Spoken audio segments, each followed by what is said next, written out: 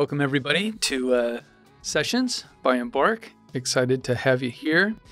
Today, we're going to be having our session with Liz Lees. Liz is going to introduce herself, but just to give you a little bit of context, Liz and I met because her work with Doorways in Arizona. She is a registered dietitian with an expertise in eating disorders. Yes. Which, of course, is fascinating. The stats on eating disorders is just staggering. Yeah. Nearly 30 million people struggling with eating disorders. But our time today is really taking the journey with Liz about her story and her life. And as a registered dietitian, but being involved so heavily with treatment. And you'll talk a little bit about your role at Doorways. Just super excited to have you. So, Liz, thanks for joining with me. Thanks for having me. Yeah, to take this journey. Yeah. It's a little bit different because we're going to talk about your expertise, and there's a lot to glean, especially if you're a therapist out there.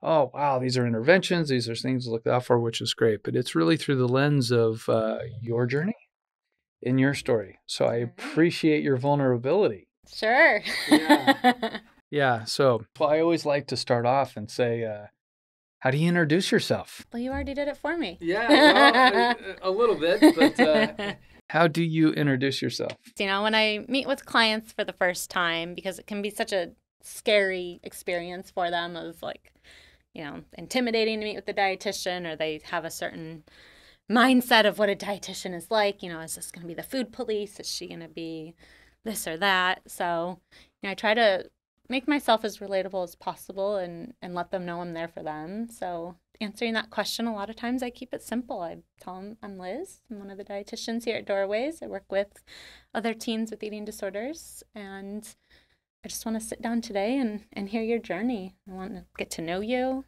and find ways where we can align on getting you where you want to go. Well, let's work a little bit backwards, Liz, because we can get to know you a little bit. How did you arrive at being a dietitian? Gosh, I think it dates back to the earliest memories I probably have that have influenced my choices through my career. You know, we're all inundated with constant talk about food and nutrition and health and body and exercise. And, you know, I was no different. You know, my dad growing up was on and off diets all the time. There was, you know, this focus on you need to be thinner or in a certain weight to be healthy or happy or whatnot. You know, my mom herself is a bit of a health nut. She, there was no unhealthy foods in the house. It was, you know, it would be me throwing a fit at the grocery store to get something like Lucky Charms in the house. And so, you know, from a young age, it was just a lot of emphasis on like, this is how we need to eat to be healthy. You know, my friends to this day tease me, you know, we go over to Liz's house as kids and her mom would offer us carrots and pretzels as a snack.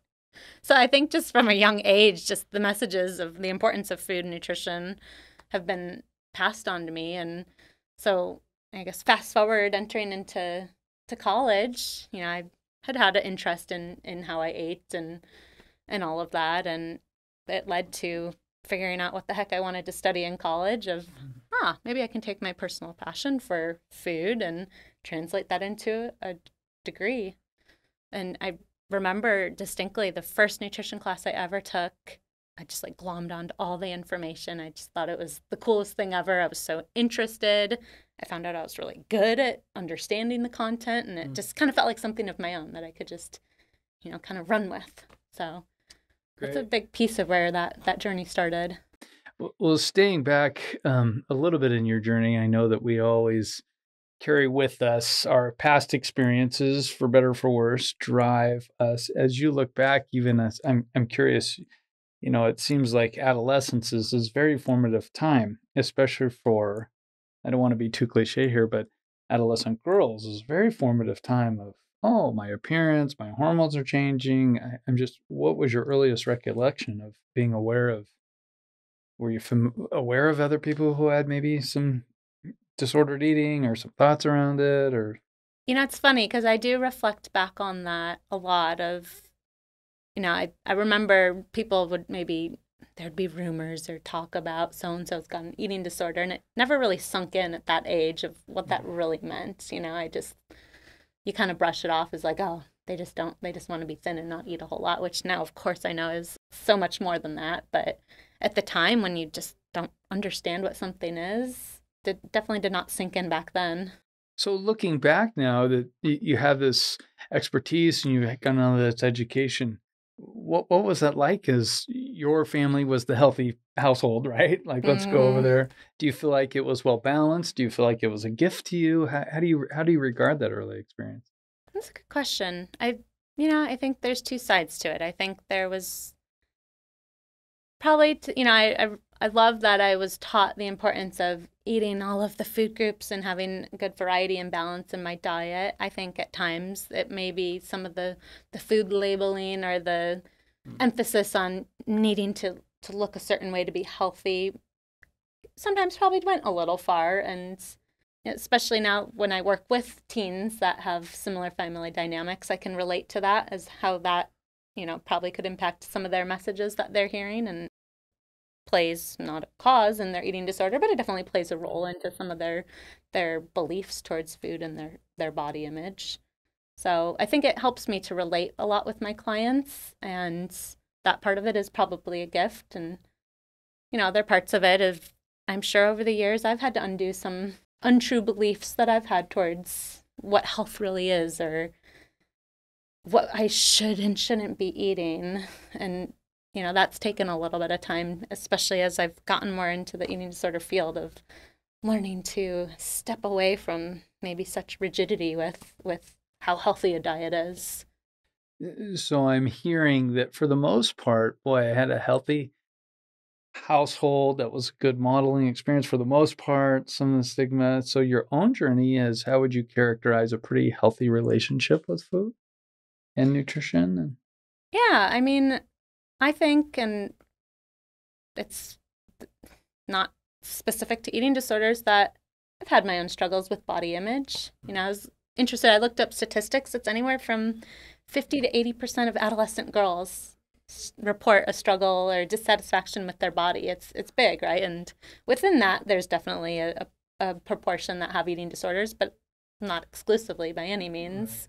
And so I know I definitely have struggled in the past with body image issues, and, maybe using food as a means to control some appearance. Absolutely.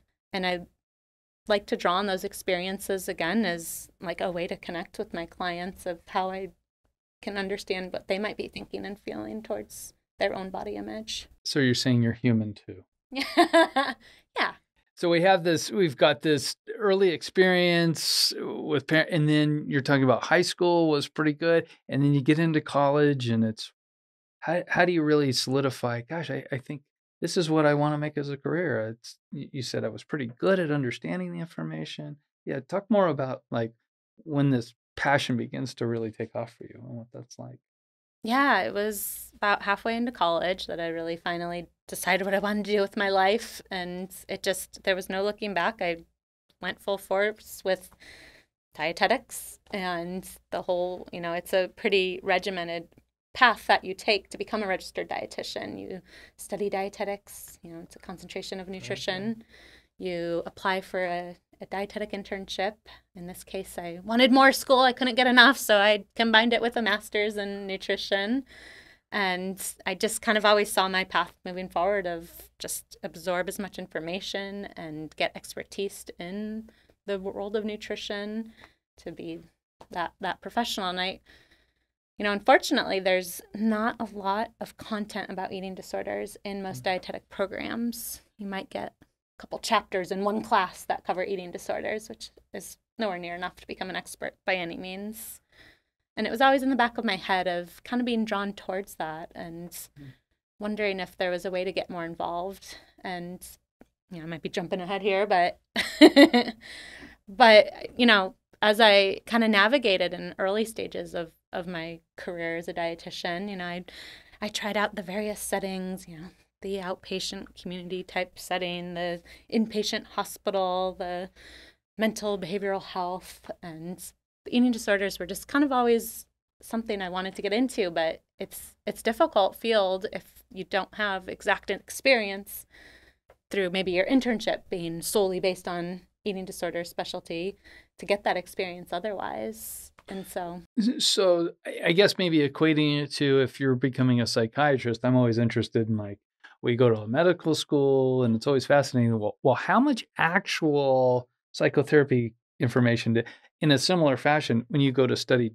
dietetics, how much of it is actually eating disorder or, you know what I'm saying? How much is not enough? not enough? Not enough. No, and that's pretty universal to most programs, unless, of course, there are specialized internships for people that know already they want to get into the eating disorder field, which is wonderful that those exist. But it's unfortunate that we don't have a little more of an emphasis in teaching and getting people a little more prepared for, even if it's enough education experience to start an entry level to gain more experience in eating disorders. It's kind of an all or nothing in a sense. Looking back, what was that catalyst for you that you're studying dietetics, you're just have a bit of this information, but what is it that compels you towards eating disorder? I think I've just always been drawn towards the complexities of an eating disorder. There's so much there. It's not just, for me, it never really quite did it for me of just working with someone to work on weight loss or diabetes management, even though those things are so very important for some populations. Right. For me, I like having that challenge and that complexity of a patient that I can really get through and make a big impact on and be with them through a whole journey, I guess, if you will. Does compassion or suffering play a part in this for Liz? What do you mean?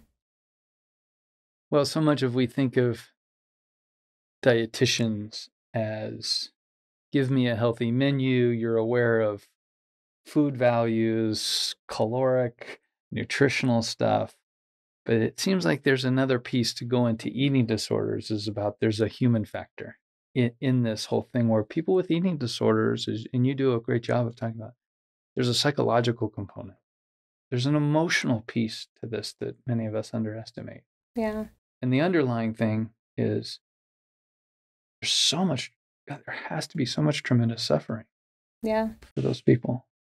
Yeah. Maybe in a past life I was a therapist, and because there is so much overlap with, you really are, as a dietitian working with eating disorders, you're considered more, in a sense, a therapist, a nutritional therapist for them, because yeah, absolutely, there's that emotional side that needs to be so catered to that you're not going to see with a lot of other patient populations.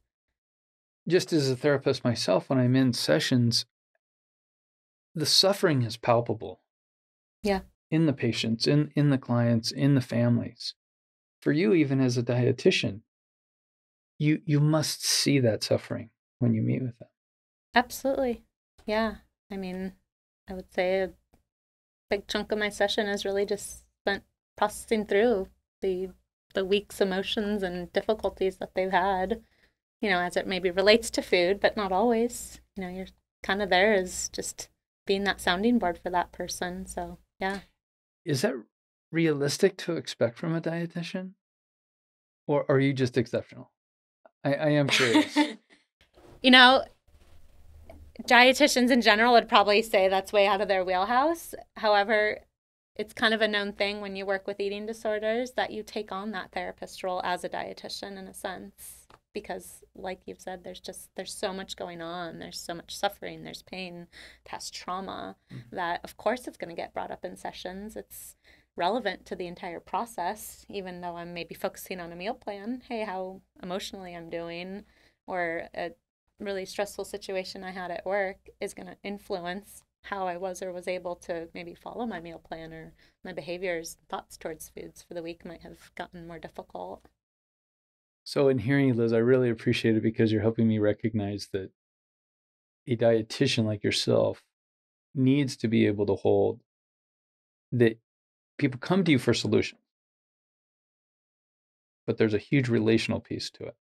Definitely. Yeah. Building trust is huge. I mean, it's a vulnerable state to be in to talk about my past trauma that I had, or my anxiety, my depression that has played a role in how I feel and think and act towards food and my body. And so definitely, yeah. When you think back in your career, have there been some really significant moments with clients that have really profoundly affected you? Yeah. The probably the most rewarding is when you really see kind of that things start to click and they kind of turn that corner, if you will, as far as their recovery goes. They start gaining insights of how their thoughts and feelings impact their eating habits, and just seeing them make those connections is huge. And I especially love when they tell me, like, you had me practice this last week and it worked so well. Of course, I'm like, yes.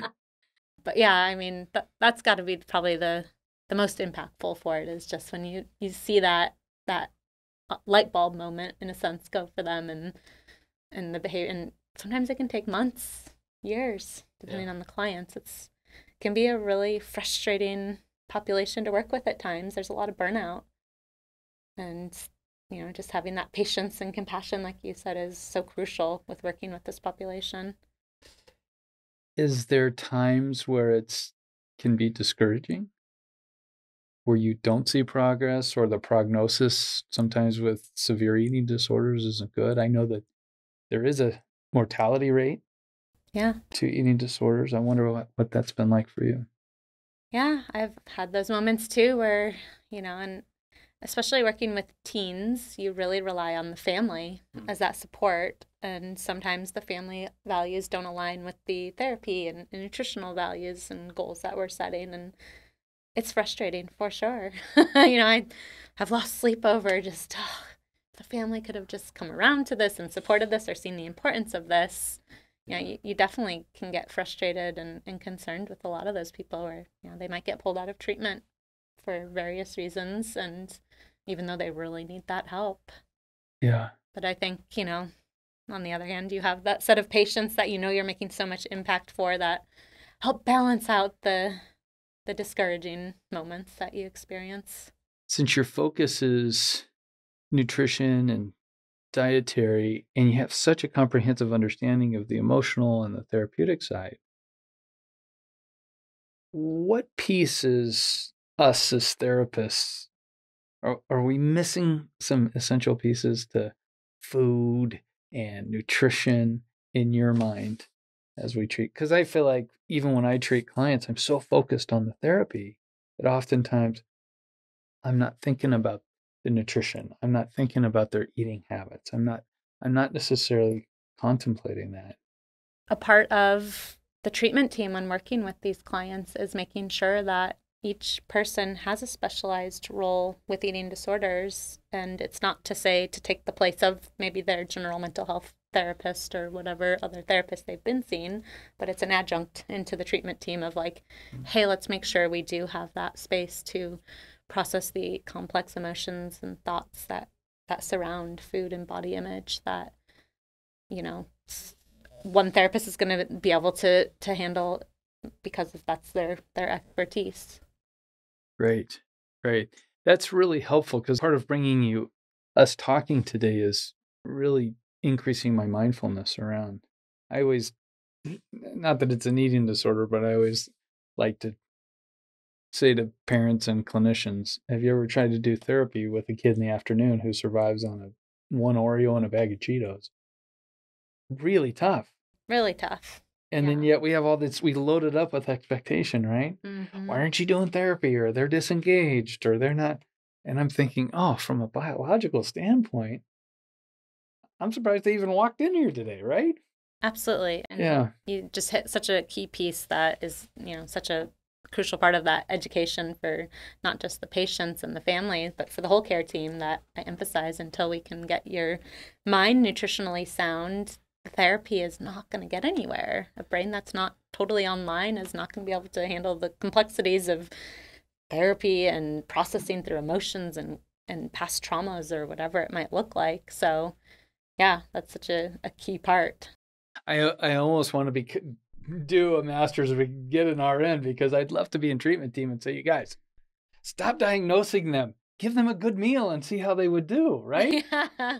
Let them absorb a good, healthy, some nutrition, and then let's see to get them just online how different things would be. Yeah, and I mean, there's even times where therapists won't start treatment until we can get their body to a place of medical nutritional stability where I'm meeting my nutritional needs. I'm getting all of the different, food groups in and a good balance throughout the day. Because until then, we're just sort of spinning our wheels to make much progress. It's such a great reminder for me. But so we're at this place. We're just going to drive us back a little bit. So you go to college. You're into nutrition. You're studying your dietetics. You graduate. What happens to launch you into eating disorders? One thing that had a huge impact for me is actually a mentor, and I am honored to work alongside with this person now, actually at Doorways. But Jody was a huge influencer for me. She's another dietitian that's been in eating disorder field for forever now, and I connected with her at an earlier age, and she allowed me the ability to shadow her and to learn more about the field because I told her how interested I was about getting into eating disorders, but that I had no knowledge, experience, and I wasn't sure how to get that experience because I can't just go apply for a job as an eating disorder dietitian when I've not worked with that clientele. Yeah. And so she was a huge factor in kind of that driving force of being able to get launched into that field and just, along the way connecting with more people. And it was interesting. It was years later after I had my son, that I decided all right, I think it's time for really getting back into what I've always had this passion and this interest of eating disorders. And it's almost a bit of fate that there was an opening position.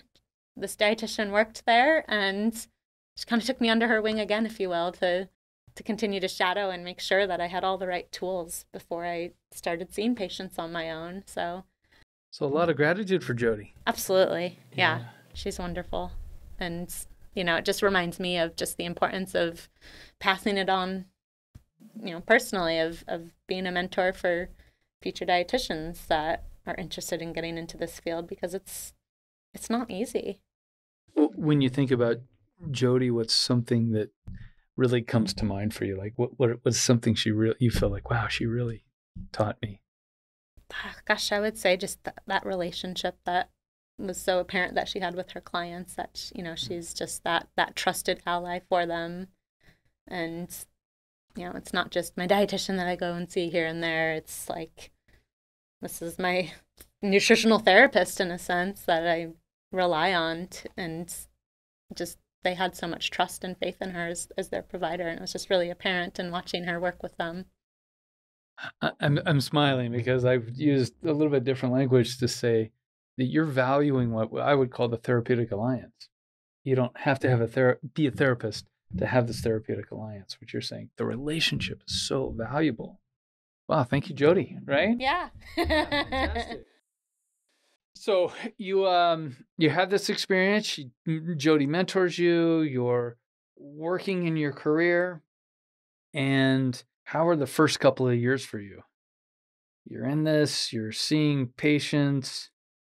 Is it worse than you thought? Better? The state of eating disorders? I wonder, was it shocking? Was it not? I think it was intimidating and overwhelming at first. Like, oh my gosh, am I equipped to handle all the complexities that come with these patients and their care? And, with any new position that you take on, the first year is really that transitional period of getting to build your confidence and knowing how to best reach your clients, your patients, whoever it is you're working with. So yeah, I mean, there's definitely a learning curve, and there still is, right? We're always learning and improving ourselves as providers. Well, I'm always fascinated because as a psychotherapist,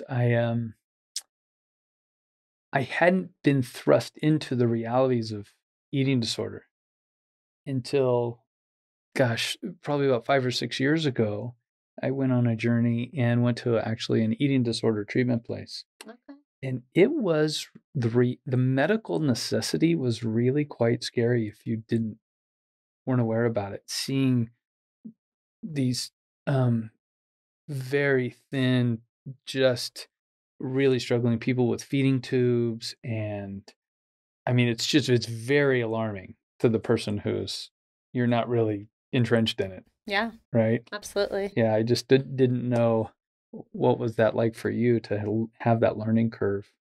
Yeah, I mean, I would say one thing that I did get good preparation on is just spending time in hospital settings in general, where you see that high acuity of patients and see them throughout different stages of illnesses, whether it be eating disorders or cancer or gastrointestinal diseases. But yeah, it's definitely it is shocking for someone who's not used to seeing someone in that state, for sure. Did it did that experience of seeing the severity in the hospitals and the severity of how things could be and the way they are, did that reinforce that you were meant to do, or I'm in the right spot, or did it discourage you, or what was that like for you? I think probably the former, the reinforcement. I think you just see such a like these people have such a need for help and care that not everyone's maybe equipped to provide them, and I want to be that person for them and make sure they're getting that right level of care because it's scary. Tremendous amount of compassion on your part.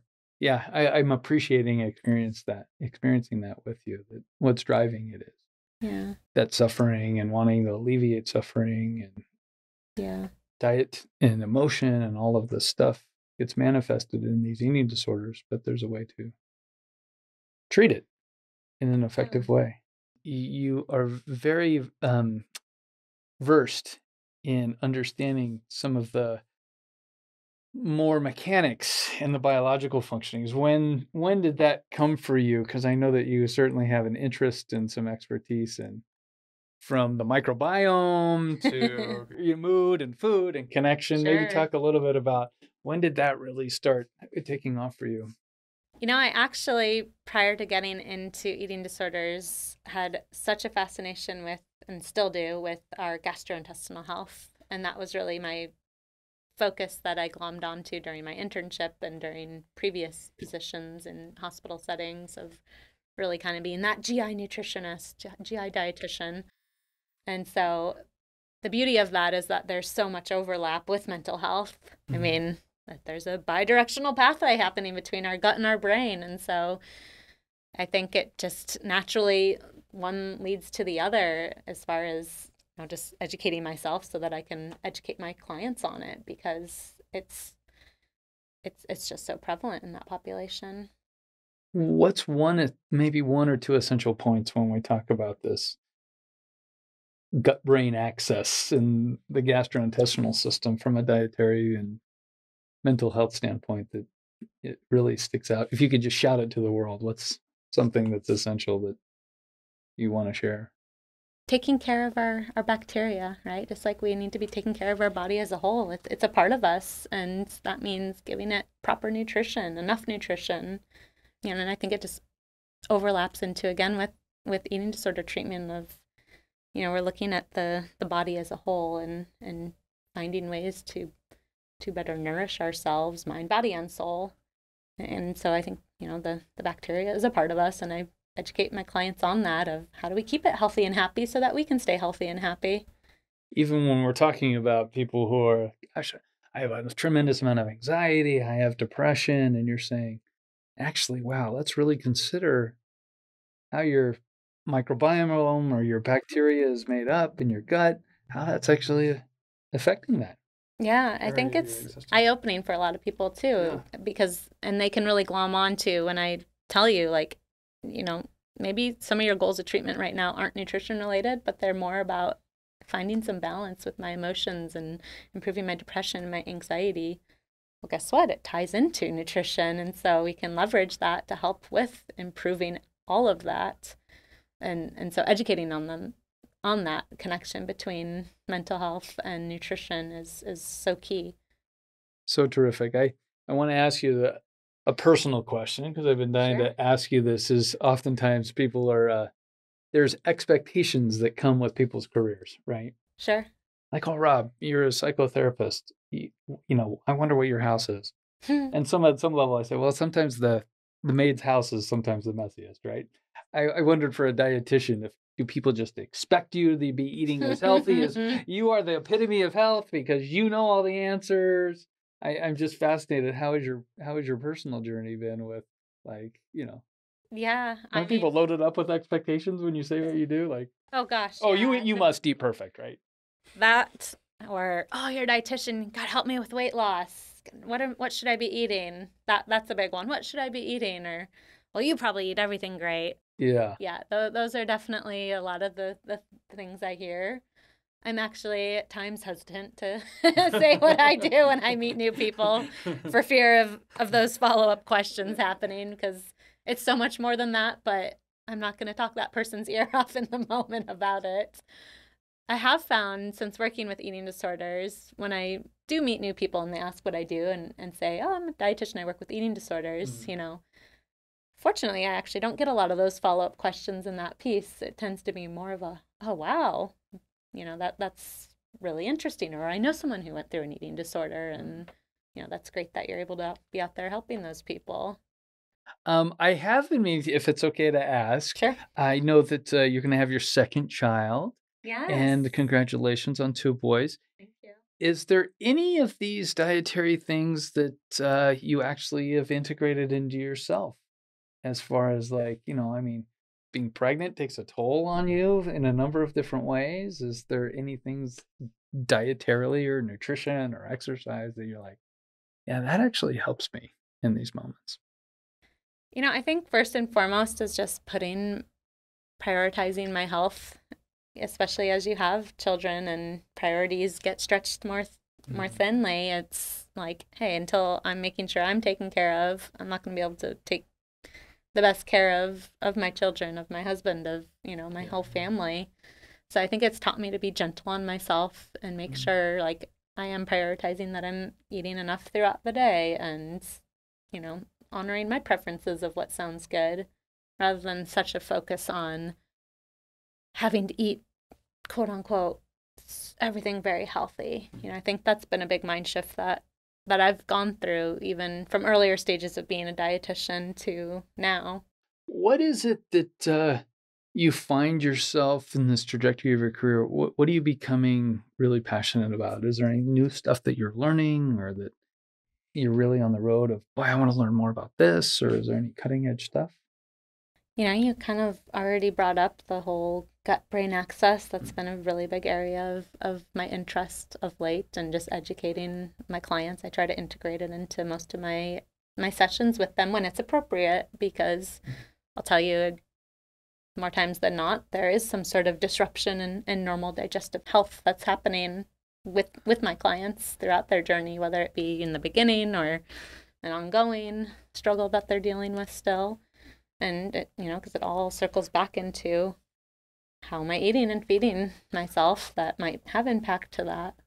I know I always recommend, her name is Dr. Emma Naidu. She's the leading nutritional psychiatrist out of Harvard. Mood and Food, really a great resource to be able to read. I don't know if you have any things that come to mind of, oh, this is a great resource when it comes to the microbiome. And Yeah, I'm all about immersing myself in webinars and articles where I can continue my education. And yeah, I've found some really great physicians and other dietitians out there that specialize in the role of GI health and eating disorders that I just love. what's what part of your story is still untold? Like what's the future hold for Yeah. Liz? Yeah, and that's just it at the future, right? Yeah. The unwritten parts. Well, you're gonna have a second baby. Yes, I'm gonna have a second baby and get back to working at once, all is settled because I love what I do. A big piece is, how I hope to impact the lives of future dietitians and wanting to enter into the eating disorder world and, being that mentor for them. Like I was so lucky to have a fantastic mentor that helped me get into this field. I want to make it feel more accessible to people to get because we don't have enough dietitians and therapists and medical providers that know about eating disorders to meet the demand of those suffering with eating disorders. Well, especially with the exponential increase Absolutely. of eating disorders. Gosh, yeah, I mean, the highest spike we've seen ever. And we're becoming more aware of actual diverse populations. Definitely, yeah. It's not just a upper middle class white issue. Right. Yeah. I mean, there's still maybe more shame and more taboo within certain micro communities with having an eating disorder, but it doesn't mean that they're not experiencing these things, and we are gaining more awareness. And I hope that the future also holds just better access to these communities to get the care that they need and earlier interventions. I mean, that's huge, right? If we can also better educate the general medical providers out there of what to look for with eating disorders and how to refer them to the right people, I mean, that would make such a huge impact in getting better care more quickly for so many people that are suffering. So when it comes to treatment, just to sort of wrap up a little bit, when it comes to treatment, what are some specific things as a practitioner or a parent? What should be we really focused on if we think there's an eating disorder, there's some dysfunction in eating? What are some real important aspects of treatment that you would want to highlight? Yeah, I mean, just research, look and see who is available nearby you that knows about eating disorders. I can't say how many times I've heard feedback that, someone, whether it's the parent or themselves, went to their doctor and were told, "Oh, no, you're fine. Your weight's fine. You don't have an eating disorder." And, if we could have gotten them to the right people initially that knew what to look for with eating disorders, maybe that all could have been avoided. And they could have been started on their recovery journey years before they actually were. And so for people or clinicians to ask people if they have a specialization, that's essential. Absolutely. Yeah. Yeah. Are you comfortable with taking on this type of patient and making sure that, you have the experience with eating disorders, that I'm not sending someone for my diabetes management that doesn't know anything about endocrinology, right? I mean, it's the same type of analogy. Liz, thank you so much for spending some time with me. Absolutely. Really appreciate it. Thank It's you for been having great me. to get to know you and appreciate your story and I'm going to call it purpose. A purpose to help those with eating disorders, a purpose to get the information out there about nutrition, emotion, relationship, how that can affect. And that last piece that I didn't see coming and I'm really valuing right now is the sense of mentorship. Yeah. It's so important. Yeah, Yeah. really wonderful. That person that you get to mentor is going to be pretty lucky. Yeah. Well, thank you. I appreciate that. Liz, thank you for your time. And we'll see you next time on Sessions. Thanks.